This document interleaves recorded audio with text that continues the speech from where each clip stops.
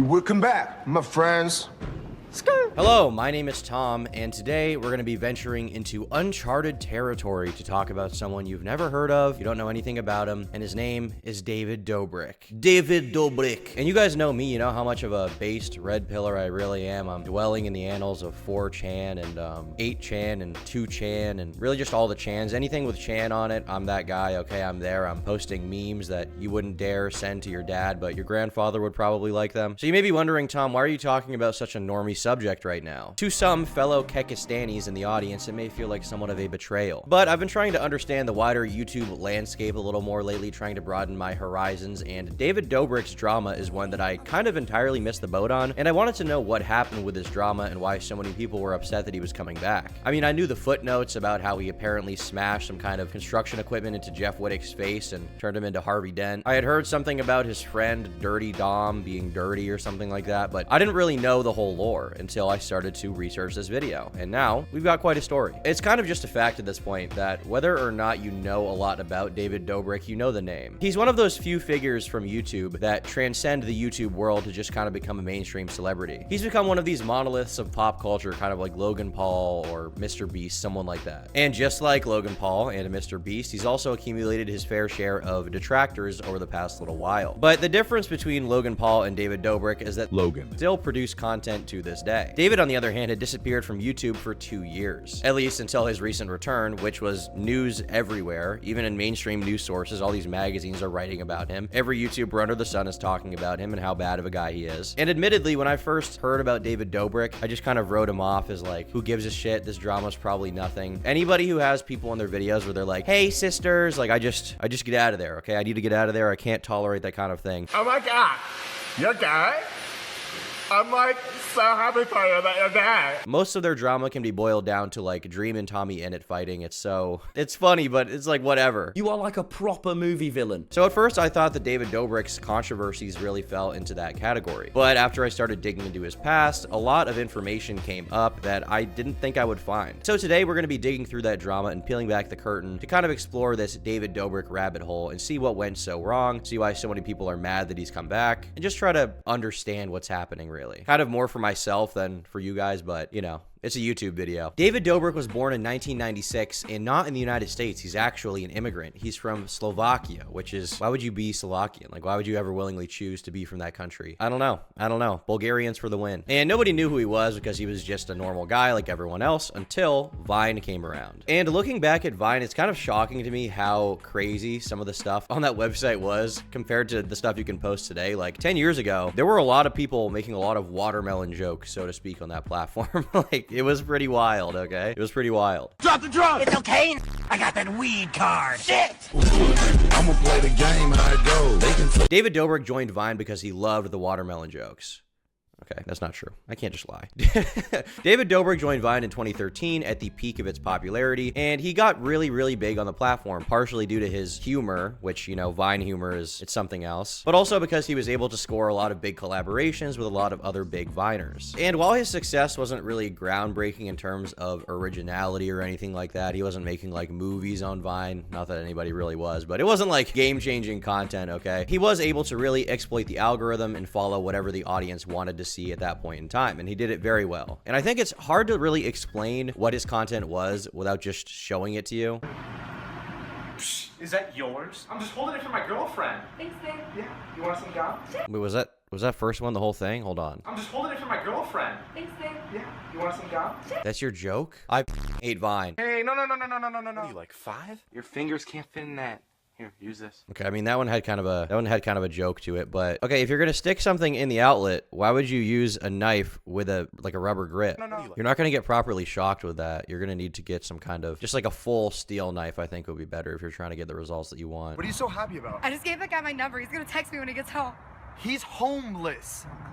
This is what got you famous in 2014, dude. I much prefer like the Rizzler or literally any other brain rot meme to whatever that was. I already hate this guy, okay? I already hate this guy. But no matter what I or anyone else thinks of his content, in retrospect, at the time it was very popular. You could see there he had a lot of famous people collabing with him like Gabby Hanna and Liza Koshy, okay? He had some very big names on his roster. And so by 2017, David had accumulated millions of followers on Vine, and he was a very recognizable online presence. And when Vine shut down, David didn't just want to quit making video content, so he migrated over to YouTube in what was known as the Viner invasion. When all of these Viners came over to YouTube, you had Logan Paul, Jake Paul, all of those guys, all right, and David Dobrik was one of them. He came over at the same time as Drew Gooden, Cody Ko. Everybody from Vine came over, and then like 20 of them became the most famous people of all time on YouTube. And it kind of makes sense that it would work because on Vine, you have to condense really entertaining content into like 6 seconds. You only have 6 seconds to get the most ideas across, right? And so you have to pack a lot into that versus on YouTube, you have all this time. And if you just kind of replicate that formula over 4, 5, 10, 20 minutes, 30 minutes even, you're probably going to have some success because these YouTubers for years were just kind of making content without competition. All of a sudden, all these Viners come over and they're changing the game a little bit. Whether that's for better or for worse, I'll, leave up to the audience for sure. It was for the worst. Unfortunately, it seems like we're about to have another situation like that where all of the TikTokers, when TikTok gets banned, are going to come over to YouTube. Not really looking forward to that. That's going to produce a lot of cancerous content. There was the Vino side, and now we're seeing the TikToko cost.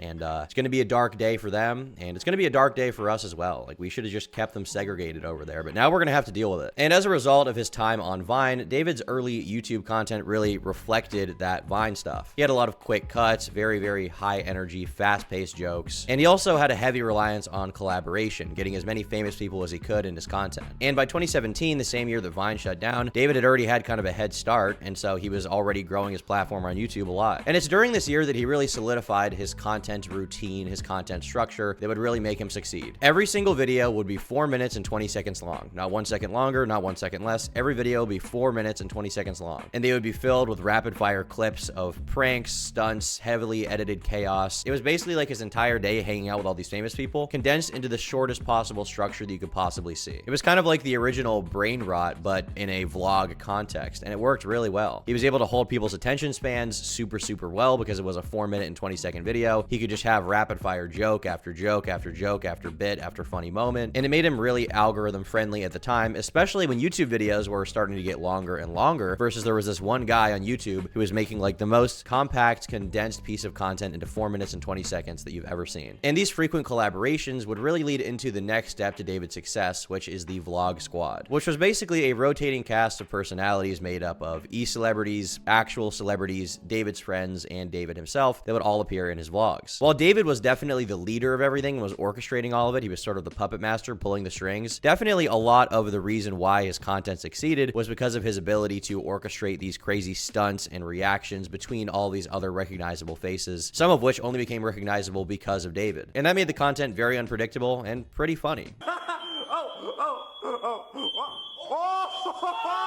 Like, looking back at these videos on YouTube, as opposed to his Vines, which I absolutely loathe, I see why these videos did well. Like, I could see myself watching a few of these and being like, yeah, I got a kick out of that. That's not even that bad. At the time on YouTube, he and Casey Neistat were kind of unrivaled in terms of the daily vlog format. And at its peak, the Vlog Squad had a ton of official and some kind of more unofficial members that would frequently appear in his videos that really made the content what it was. And all of these people became, if they weren't recognizable already, even more recognizable as a result of David's videos. You had David himself, obviously. You had Liza Koshy, Karina Kopf, Gabby Hanna, Jason Nash, Jeff Wittick, Josh Peck. Yes, the guy from Drake and Josh. The fat guy from Drake and Josh was in all of his videos for some reason. I don't know how he pulled that, but he did. Scotty Sire, Toddy Smith, Natalie Noel, Heath Husser, Matt King. And obviously some of these people already had careers before David was even famous. They just kind of joined on the bandwagon. But a decent amount of these people, like Jason Nash, were basically unknown before David's content and then became famous in their own right and recognizable to millions of people. It's not an understatement to say that he was of a similar level of fame to like Jake or Logan Paul at this point in time. The difference being that he wasn't absolutely hated by every YouTuber on the platform. Some Viners came over and they caused endless controversy from YouTube commentary creators who would talk about them. David Dobrik was not one of those guys. He had a pretty clean brand. He was pretty inoffensive. He didn't do anything super insufferable. People actually liked him. I mean, he was so popular that he got on Jimmy Fallon, which right now is probably not held in that high of regard, but at the time, for a YouTuber to be on Jimmy Fallon, it was a huge deal. 5 big boom! booms. Okay. Boom. Okay.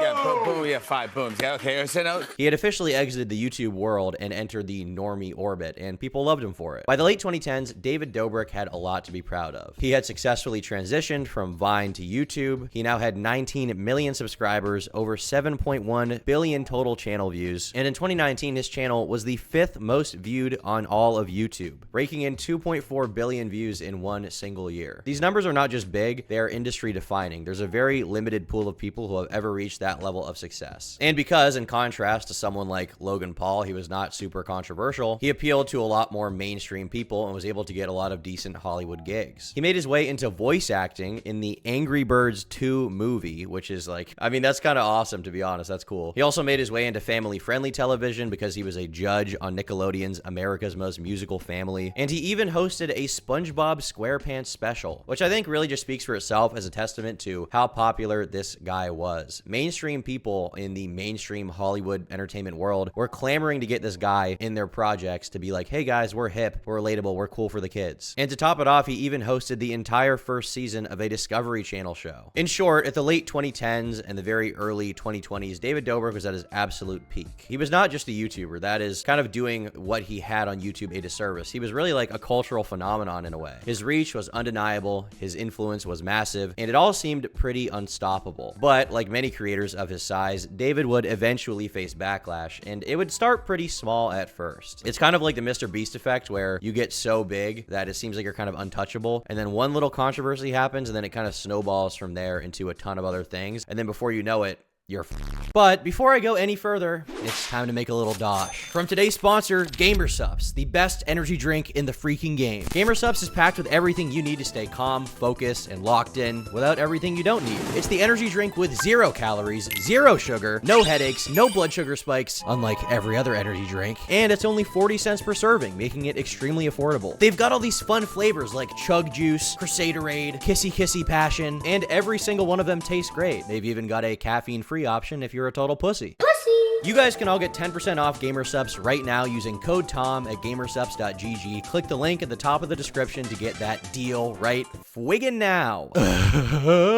And now back to making fun of people because I love it so much. Don't love you though. The first thing that David got in hot water for was actually in 2017 with a video titled "He Thought He Was Kissing Her, Super Cringy," which is a video that's since been deleted from his channel. In the video, David orchestrates a prank involving Seth Francois, a member of the Vlog Squad, and Jason Nash, who's a 47-year-old comedian who's also associated with the group that you guys probably know of. Seth, who was blindfolded and under the impression he was about to kiss Karina Koff, who's a very pretty, attractive girl, instead was pranked into kissing Jason Nash. And the truth of the matter of this entire thing was only revealed after the act actually happened. Now, this video didn't initially generate a lot of widespread criticism. The viewers just kind of treated it as another prank in his collective prank catalog, repertoire, discogram. There weren't a lot of alarms at the time, not a lot of outrage, but eventually this would come back to bite him. Then in 2018, another vlog would become notable because of the controversy that it sparked, titled "She Should Not Have Played with Fire." In the video, David's seen hanging out with his usual crew, including a guy named Dom, who went by the moniker Dirty Dom. During the video, Dom makes what are presumably intended as jokes within the video itself, claiming he's invited a group of girls over for a fivesome. These girls do appear briefly, and while Dom directs a series of sexual remarks their way, it seemed like just another kind of moment of edgy, questionable humor, at least at the time. It wasn't really read into too much. People were like, oh, haha, that's Dirty Dom, whatever, right? I invited these girls over to have a fivesome, so hopefully I have a fivesome tonight. Hi. Holy shit! You guys are the only ones for me. I don't talk to any other girl. After a couple minutes of talking, it was clear there was no fivesome happening tonight. You called it. Yeah. Oh well.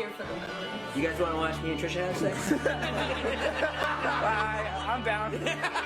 But by some stroke of luck and master negotiating, Dom made progress. Hey Dom, we just need to get in there and do a head count for the vlog. Okay. Yeah. Okay. All right. We got 3 in there. Holy shit. It smells like someone was murdered in here. Dom. What's up, dude? You are sweating like a racehorse. Was that your first threesome? Yeah. Thanks, David. Yo, smell my finger. No. I'll give you $20. 25? Deal. Ew. But while this video itself didn't show anything explicitly weird, some viewers did note one detail that might have warranted more attention. A few months earlier, a girl named Allie released a video titled Dirty Dom Exposed My Story, in which she accused Dirty Dom of groping her and forcibly kissing her at VidCon that year. Now, at the time, this video did get some attention, but there wasn't a lot of solid evidence or proof in the way of what happened, so Dirty Dom and David didn't really feel pressured to respond because it's like, there's no real evidence going on here. What are they really supposed to say at that point in time, you know? And at the same time, this was also at like the peak of David's popularity, so the fans were not inclined to just believe a claim like this, right? They want to believe that David or Dirty Dom would never do anything wrong, so they're like, okay, whatever, push that aside, back to watching the Vlog Squad. But 2020 also had one more controversy, where a 5-part TikTok series came out from this guy named Kareem, basically saying that David didn't hire him and instead stole his idea for an app. But he also didn't provide a lot of good evidence at the time. It was kind of just a claim. But it's proof of the fact that people here and there were starting to be bolder and bolder with criticizing David Dobrik and criticizing the Vlog Squad. You kind of have the seeds of dissent being sown. But finally, on June 2nd, 2020, Seth, the guy from the kissing prank video who got kissed by Jason Nash when he didn't want to be kissed by Jason Nash, decided to drop a video titled Accountability to All Creators. In the video, he said that he experienced a racist and toxic environment while being a part of the Vlog Squad. And he included some footage of David and his friends engaging in a wide range of what he described as inappropriate behavior, such as like joking about taking Seth to the police station, doing blackface, offering him watermelon, and labeling him as their only black friend. Coming over, he's our only black friend. Don't ruin this for me, okay? This is Alex, you probably already know. What's up? Hey, Seth, you want something to drink? What'd you... Come on, Alex. Now, from the footage we have here, it does seem like these guys were joking in context and weren't necessarily trying to do any harm to this guy. And in fact, a lot of Vines from back in the day did have a lot of very racist humor and nobody really batted an eye. But obviously, to a lot of people at the time on the internet, this was very offensive as the Black Lives Matter movement was becoming a bigger thing and social justice was becoming a bigger conversation. And it was kind of another seed being planted in the David Dobrik might kind of suck to his audience category, right? But personally, I mean, I cannot criticize anyone for making jokes. I probably said way worse on a live stream. I probably will right after I finish recording this video. 1 week later, David Dobrik posted his weekly podcast, and at the very beginning of it, David decided to address this controversy, attempting to apologize for his past behavior. But a lot of people in the audience saw this as shallow, as insincere, and the reason why is because David refused to really name who he was talking about or who needed to be addressed. It seemed like he wasn't trying to draw more attention to the controversy while also kind of getting ahead of it and talking about it. Honestly, he would have been better off just ignoring it, but he didn't want to do that. He wanted to address this to the audience and show them that he felt bad, I guess, in his mind. But people didn't really like this apology whatsoever. And I'm ashamed and I'm embarrassed about some of the things I did in videos or in Vines or whatever I was doing. And I genuinely feel awful about it. Now, all this stuff here does matter in terms of the greater narrative, but like I said, these are just kind of breadcrumbs. We're kind of in the calm before the storm era. But 2021 would be probably the worst year of David Dobrik's life. This is when things got bad. On February 5th, 2021, a guy named Nick, who was a former member of the Vlog Squad, appeared on an episode of the H3 podcast. And something we have to note here is that Ethan Klein at the time was also hosting Frenemies, a dual podcast between him and Trisha Paytas, with Trisha being a former Vlog Squad member and the ex-girlfriend of a current Vlog Squad member, Jason Nash. So there's like kind of a conflict of interest here already. There are familial relationship, fat Trisha Paytas ties between everyone. You guys want to watch me and Trisha have sex? And Nick came out to talk about his experience with the Vlog Squad, saying that it had really negatively impacted his own mental health. He discussed the difficulties he faced due to his rare form of dwarfism, which caused him to be blind in his left eye. And he alleged that during his time with the Vlog Squad, he was repeatedly mocked for his height and disabilities. For a long time, like, I felt like worthless being in those videos. Like,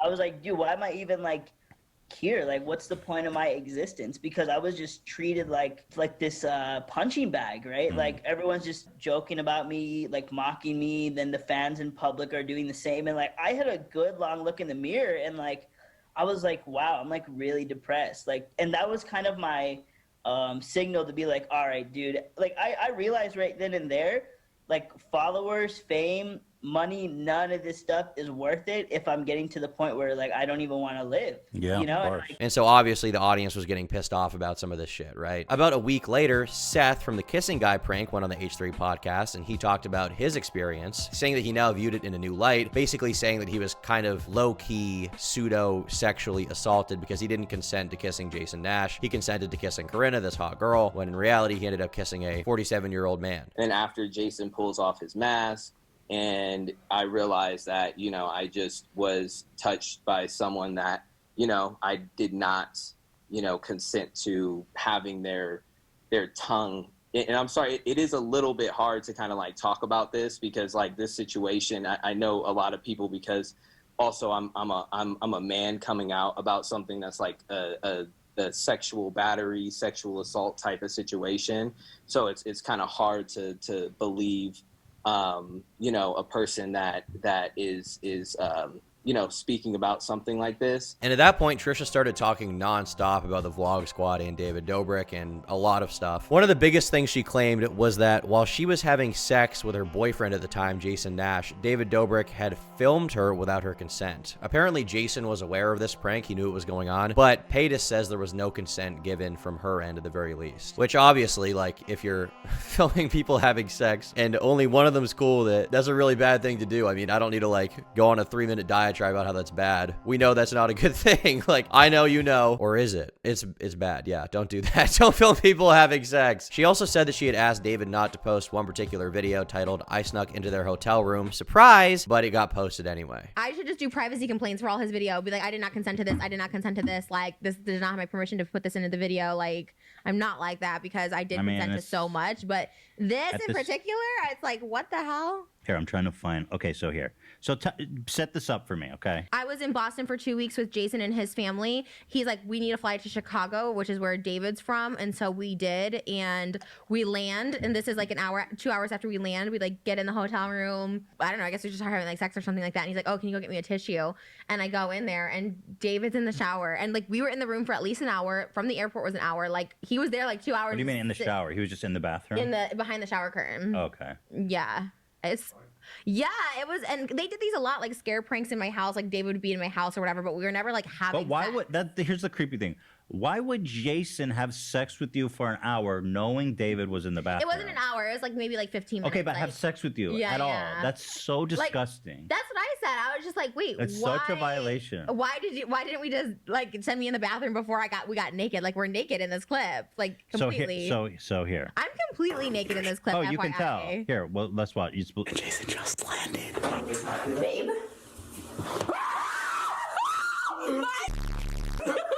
And so H3 was kind of the ground zero for some of these early allegations against David Dobrik, and he ended up making a bigger accusation against David than most people had seen before, an accusation of censorship. Because when H3 was covering the story about Seth and the kissing prank, apparently he got DMCA'd and he thinks that it was David that did it. David's MCN is trying to remove this clip from the internet. This is straight up sexual assault and he did it to him twice. Absolutely infuriating to hear him talk about it so joyously, knowing the trauma it caused Seth. And I can kind of understand from the perspective of like David when you're pranking your buddies, like maybe you would think this is just like a cool, funny thing to do, like ha ha ha, whatever, you know, a guy's gonna kiss a guy when he thinks he's kissing a girl, whatever. But the problem is, if Seth wasn't totally in on the joke and this wasn't the thing they were all cool with and would do regularly, then obviously he has a right to be upset about it after the fact, you know? This is kind of like a classic, I guess, frat guy prank, something to that effect. It's like a very boys club kind of prank type thing, and some of those can be cool, and I can understand a world where Seth was okay with it maybe, but in this case he says he's not, and I think he has a right to be upset about the fact that he ended up kissing a guy. If I was kissing a guy and then they took the blindfold off and it turned out it was a girl, I would probably kill someone. I'd probably kill myself. So at this point, the drama is rumbling, is getting bigger and bigger. And at that point, a Vlog Squad member named Scotty Sire ended up uploading a video in defense of David Dobrik. And this is where something interesting happened, because in his effort to defend David, he showed messages that appeared to be Seth offering consent to the incident that took place in 2017. David looked through his text messages and found one of Seth's numbers, asking him to do the kissing prank a third time. Seth literally requested to do it a third time. Guys, this is a text from Seth from about 2 years ago. He goes, yo, bro, I was thinking about it. I'm down for another kissing sketch. I said, haha, what do you mean? He goes, lol, I don't really care as long as you clout me up. I'm not gay, just don't care. And then he sends me this. I mean, yeah. I don't know. I mean, it's not really a big deal. I mean, it's the same shit. Just, I don't know, more open-minded. I don't know if Seth completely forgot about that or if he just hoped that David would never find it. But he got so much backlash for that video, for showing those text messages. People called him a victim blamer, and he ended up having to post an apology on Twitter pretty soon after, saying he feels sorry to anyone who feels as though he disrespected or invalidated their story. Now, at this point, there's a lot of different claims being made. You have kind of shots across the bow from both sides, but David's been largely silent about all of this. But I would say that up until this point, the reputation of David Dobrik was probably still sour salvageable. I think he probably could have been fine if he just pushed on. If more stuff hadn't come out. But more stuff did come out, and it only got worse and worse from there. In March, Business Insider published a bombshell article where they apparently had investigated a member of the Vlog Squad, with that member being the aforementioned Dirty Dom, who had been accused of kissing a girl without her consent at VidCon, among the other somewhat kind of weird incident from that vlog that kind of looked like it may have been weird, but may have not been weird at the same time. People didn't really know. Business Insider went all in on Dirty Dom. The article includes commentary from a woman who appeared in that 2018 vlog, the one called She Should Not Have Played with Fire, in which she claims that she was raped by Dirty Dom. Dirty Dom has been accused of sexual misconduct by 2 new women who came forward to Insider. An earlier investigation into a rape allegation against the YouTuber was published in March. The 2 women provided Insider with photos and videos of them with him. In the video, YouTuber David Dobrik could be heard saying stop as he tugged at the back of Dirty Dom's sweatshirt, while Dirty Dom humped a female vlog extra in the hallway outside his apartment. Ziglatis, which is Dirty Dom's last name, if you don't know. Ziglatis asked a woman why she would agree to smoke his marijuana if she wasn't going to reciprocate by performing sexual acts on him. And as the article points out, Dirty Dom's whole character from the videos was that he was like kind of weird, kind of perverted, kind of sex obsessed, right? And ultimately the article is trying to show like he is that guy and more. Other women have also used TikTok to accuse him of misconduct. One of them, Gabriela Lagunas, came forward to Insider after reading the March investigation. She said that on December 13th, 2018, she met him near his apartment, which was a frequent Vlog Squad filming location. She shared a photo she took with him at the time with Insider, as well as screenshots of messages between the two. Lagunas, who was 21 at the time, said she'd hoped to meet Dobrik, of whom she was a fan. She went out to dinner with Dom, and he made her pay for their meals, she said. He also asked her to come to his apartment, hinting that David will be filming there that night, she added. Dirty Dom then told her that she could either have sex with him or leave the apartment. She agreed to have sex, and afterwards, he asked to take a video of her in her underwear. She agreed to that as well, but on the condition that he wouldn't share the video with anyone. Lagunas said that a few minutes after he took the video, he told her that he'd sent it to his friends in a group chat. Hey, mind if I take a video of you naked? Promise I won't send it to anyone. Promise. Pinky promise. Pinky promise. Oh, my bad, dude. My phone slipped. I slipped on a banana peel. I kind of did a dolphin dive like in Call of Duty into the phone. Press send on Snapchat. My bad. My bad. Another woman appeared in a vlog in 2019. She was 18 at the time and a Dobrik fan. Dobrik had invited her and her friends up to Dom's apartment to film a bit where he and this young woman fought. She provided Insider with a video that her friend took shortly after Dobrik filmed the encounter for this vlog. In the video, which was still public on Dobrik's channel at the time of writing, with more than 13 million views, Dirty Dom rushed towards this woman and the clip cut off before they collided. In the video that this woman's friend took, Dirty Dom pinned her in a corner in the hallway outside his apartment. They were both clothed, but he repeatedly thrusted forward to hump her. David can also be seen and heard in the video. He tugged at Dirty Dom and told him to stop. Jennifer said that weeks later, she ran into Dom at a 7-Eleven near his apartment, and she asked him if he remembered humping her. She said that he responded to her, no, but I'd do it again. This article was really the powder keg when it came to everything, and David ended up having to respond a few days later, talking about how consent was at the heart of his content, and he ended up apologizing to Seth for the kissing prank. And he also went on to address former members of the Vlog Squad, including Dom, saying that he's distanced himself from him and he doesn't align with his actions or stand for his misconduct. I've grown, as a content creator and as a person, and I don't agree with some of the videos I've posted. With the Seth situation, I'm sorry to Seth because like I said, I would just want to make videos where everybody in it, whether you're participating or watching, is enjoying and having a good time. And I missed the mark with that one. And I'm really sorry. I truly, truly am. And with people in my life that I don't film with anymore, like Dom and, the other people that I no longer film with, I chose to distance myself because I don't align with some of the actions, and I don't stand for any kind of misconduct, and I've been really disappointed by some of my friends. And for that reason, I've separated from a lot of them. But of course, as per the article, the biggest accusation was that David was in the video where Dirty Dom was basically dry humping this girl without her consent, right? But of course, that wasn't the only thing. Dirty Dom was also accused of, and there really was no good rebuttal from him. He just kind of ran. He was just like, bye, psych, bye, I'm gone. And people hated this video that David made. They did not see it as a good apology, as a good address of the situation. And as a result, he started bleeding depleting a ton of subscribers. He lost 100,000 subscribers in the weeks that followed that video. And at the same time, they started losing a ton of sponsorships. You had SeatGeek and Dollar Shave Club both dropping him. And not only did they drop him, they also made formal public statements condemning the Vlog Squad and saying they don't want to associate with them anymore. Even EA Sports, who had worked with David before, made a statement saying, "We haven't worked with David since April 2020 and can confirm we are not currently working with him, nor do we have any plans in the future. We expect any influencer or celebrity talent we work with to conduct themselves in a manner that is consistent with our values and policies." And looking back through all the people that dropped him at this point in time, all the companies that dropped David Dobrik, you realize just how many huge sponsorships that he had. HelloFresh dropped David Dobrik. DoorDash dropped him. General Mills dropped him. They make cereal. They dropped him. HBO Max dropped him. Facebook dropped him. Mark Zuckerberg was like, "We're done with you, David Dobrik. There's too much controversy for me." Audible dropped him. The Amazon audiobook platform. The biggest brands in the world who had collaborated with David Dobrik all dropped him in like 2 weeks. And at the same time, David started cleaning up his YouTube channel. He lost 66 million total views in one single day, indicating that he had deleted at least a few high-ranking videos. According to Social Blade, David deleted 5 videos over the course of 4 months. But this is not where it ends, okay? Things have already gotten bad. They're getting to a fever pitch. David has lost all of his sponsors. He's officially kind of out of that YouTube mainstream meta. He's kind of at this point known just for the controversy alone, right? But that's not where it ends, because on March 21st, Jeff Wittick, who was a member of the Vlog Squad, posted a video titled "My Truth," wherein he tried to distance himself from the Insider Report because the Insider Report had implicated him in providing alcohol to underage individuals. Jeff denied these allegations, claiming that Trisha Paytas was the only one who remembered him buying the alcohol. But the Insider Report stated that a friend of the victim and a designated driver recalled that Jeff Wittick and Todd Smith returned with the whiskey for these underage individuals. In response, Insider reporter Kat 10 Bars released recordings of their phone conversation, where she wrote Jeff chose to leave out the fact that Sarah, one of the women there, remembered him and Todd coming back with the whiskey. Later that day, Jeff Wittick took part in a live stream with Ethan Klein and Trisha Paytas, where it was revealed that he himself had not read the Insider article because it was behind a paywall, so he didn't really know what was going on in that article. And a timestamped photo also contradicted his claim, showing that him, Smith, and others were at the scene hours later than he had personally stated. So there seems to be some weird inconsistencies going on here. I talked about it in the video, but I did a shitty job. I said I'm bad at this stuff, you know?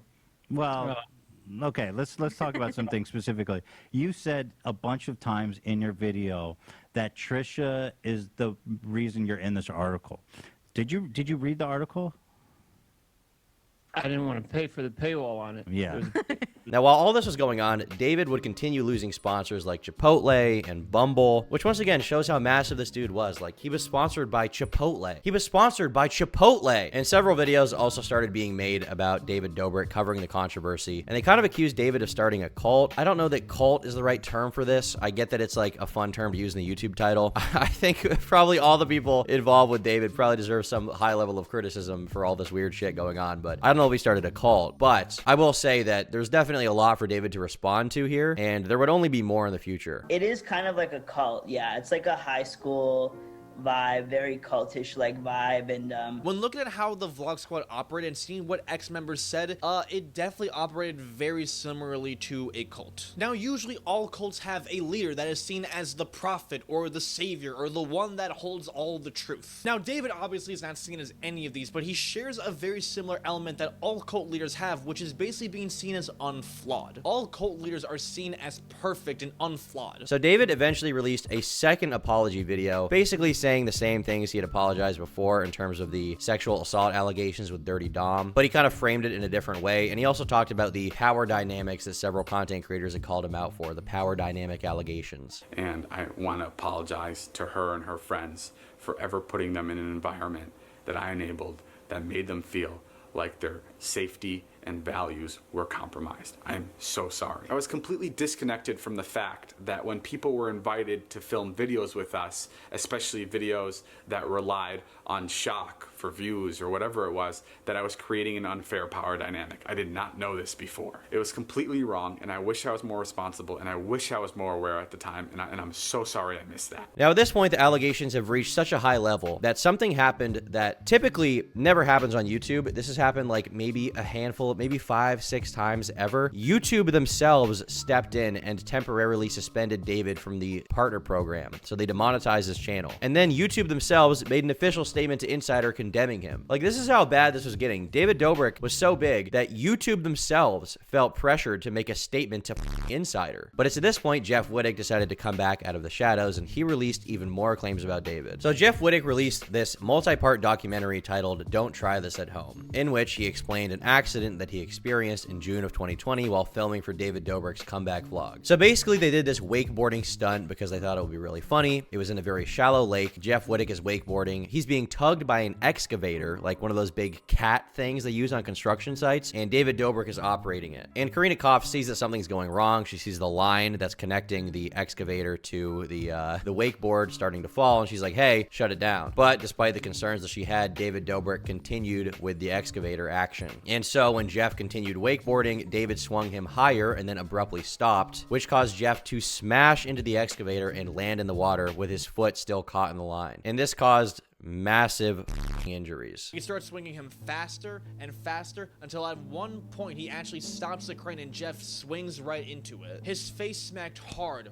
right into the crane. And this accident quite literally almost killed Jeff. It like cracked his skull open, it damaged his eye, and his face was like ripped open. He looked like Two-Face from The Dark Knight. I mean, you can look at pictures of how bad this looked. His face is all swollen up. Once again, he's facing the Harvey Dent allegations in this one. He's two-facing out. Wouldn't be surprised if he starts flipping a coin and talking about justice all the time. And he, in fact, did seek out justice, suing David for $20 million. And by this point, there were so many allegations being made about David, so many being made about the Vlog Squad. And while it seemed initially that when this stuff started coming out, David kind of wanted to try to continue, at this point, he just disappeared from YouTube. He just ran. He ran hiding like he's Ann. For 2 whole years, David Dobrik would not make a single public statement on YouTube. He wouldn't make a video. He was around on Snapchat making these Snapchat stories that I think he was paid for by Snapchat to make, but he was not on YouTube at all. Nobody heard anything from him. He completely ran from this platform. He was getting pummeled by everyone from every single side of the internet. Even all of his former collaborators like Karina Koff, Jeff Wittek, they were shitting on him. He was losing all of his sponsors, and I mean, it's not like he was really hurting for money at that point in time. He definitely had enough money to just do whatever he wanted, so he just decided to dip and do Snapchat stories. And this is where we get into the present day stuff, because he was gone for 2 years, and during that time, he kind of managed to successfully quell the controversy just because, you know, he stemmed the flow. There was nothing else to talk about past a certain point in time. But a few days ago, David uploaded a video titled Surprising Friends with Body Transformation, where he can basically be seen with all these random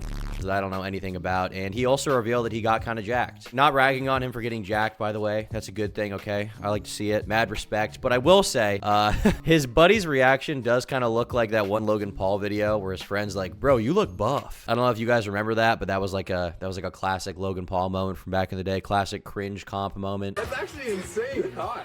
Really? Yeah, I'm kind of turned on right now. Are you? I know you're mad, but can you tell me my arms look big? Like in a second? Like I'll be talking. And When? Like right now? You know, like I'll be talking and then just interrupt me and be like, dude, your arms look really good.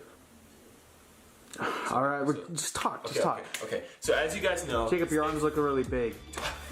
You, dude. The video itself, though, isn't really that interesting. He kind of just shows that he's kind of jacked now. Everybody's glazing him. He's like talking to all these weird Los Angeles people. I hate Los Angeles, but that's the people he's hanging out with because, you know, he's a Los Angeles freak. And what's particularly interesting about this is that the video did really well. Like, the way that people talk about David Dobrik, you would think that if he ever came back, he would get like 5 views, and then everybody would just go to his house and throw rocks at him until he sinks into hell or something. But that's not what happened. His videos from 2 years ago were getting like 11 million views, 8 million views, 9 million views. This video about him getting jacked or whatever has 7 million views. Like, that's crazy. In 10 days, 7 million views is very respectable numbers for anyone. It's almost like nothing even changed. And if you look at the comment section of the video, people are actually really happy to see him back. This guy named Fanatic in the comment section says, brother casually dropped the toughest vlog out of anyone in the last 3 years. This other guy says, was anyone else literally smiling ear to ear the entire vlog, then went to another level when the SeatGeek ad played. So SeatGeek is back. He's getting his sponsorships back, apparently. This guy down here says, David really saved Jason from begging for gifts on TikTok. For those who don't know, Jason Nash has been on TikTok for like the past few months doing these weird live streams where he begs people for like TikTok coin. Oh, Chung Shu, please donate the TikTok coin on Chong Kong. But it is really interesting to see how, despite every controversy I just listed, which, like, you would think that throughout everything, David Dobrik's career would basically be toast by this point. He'd be done. He's kind of fine. Like, he's probably going to post more vlogs, and he's probably going to get his sponsors back, and he's probably going to be fine. It's kind of an interesting case study in the fact that someone as big as David Dobrik, who's this talented, can on one hand get his career absolutely torched seemingly overnight for a lot of shit and a lot of criticisms that honestly I think are very, very valid, especially the stuff around Dirty Dom, and especially the stuff around him smacking Jeff Wittick in the face with a